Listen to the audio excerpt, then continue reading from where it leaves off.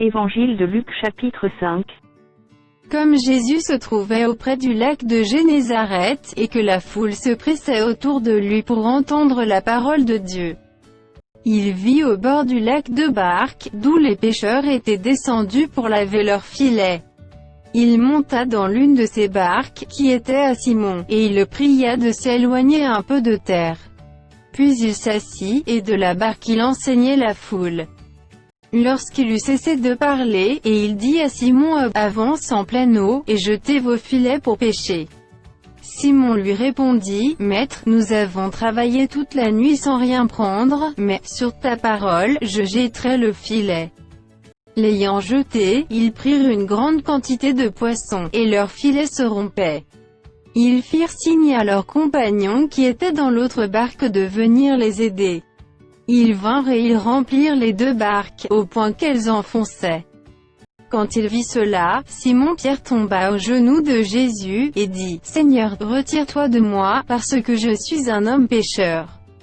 Car l'épouvante l'avait saisi, lui et tous ceux qui étaient avec lui, à cause de la pêche qu'ils avaient faite.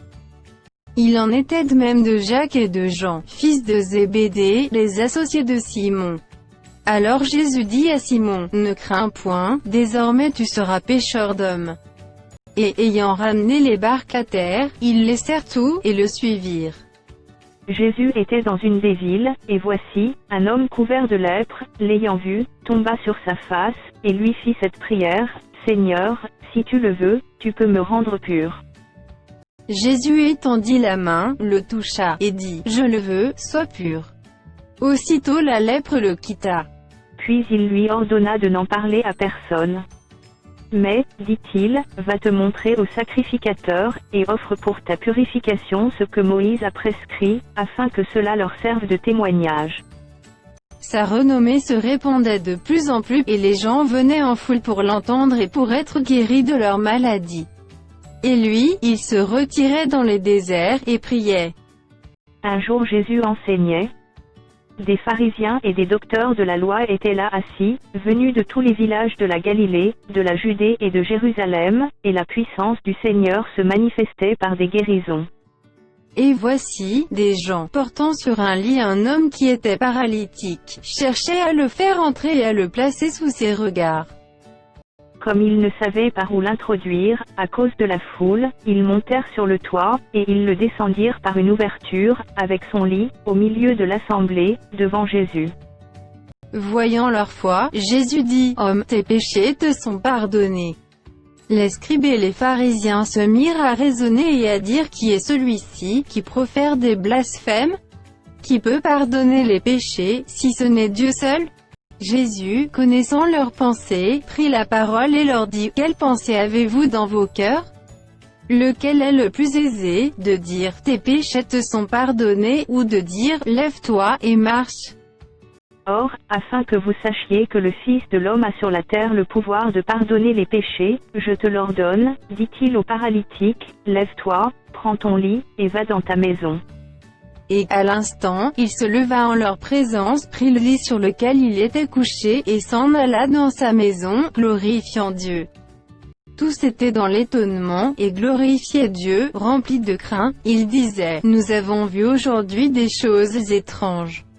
Après cela, Jésus sortit, et il vit un publicain, nommé Lévi, assis au lieu des péages. Il lui dit, suis-moi. Et, laissant tout, il se leva, et le suivit. Lévi lui donna un grand festin dans sa maison, et beaucoup de publicains et d'autres personnes étaient à table avec eux.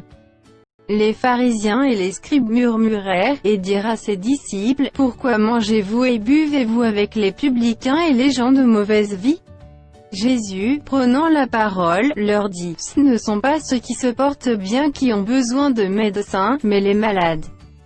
Je ne suis pas venu appeler à la repentance des justes mais des pécheurs. Ils lui dirent, les disciples de Jean, comme ceux des pharisiens, jeûnent fréquemment et font des prières, tandis que les tiens mangent et boivent. Il leur répondit, pouvez-vous faire jeûner les amis de l'époux pendant que l'époux est avec eux? Les jours viendront où l'époux leur sera enlevé, alors ils jeûneront en ces jours-là. Il leur dit aussi une parabole, personne ne déchire d'un habit neuf un morceau pour le mettre à un vieil habit, car, il déchire l'habit neuf, et le morceau qu'il en a pris n'est pas assorti au vieux. Et personne ne met du vin nouveau dans de vieilles outres, autrement, le vin nouveau fait rompre les outres, il se répand, et les outres sont perdues. Mais il faut mettre le vin nouveau dans des outres neuves. Et personne, après avoir bu du vin vieux, ne veut du nouveau, car il dit, le vieux est bon.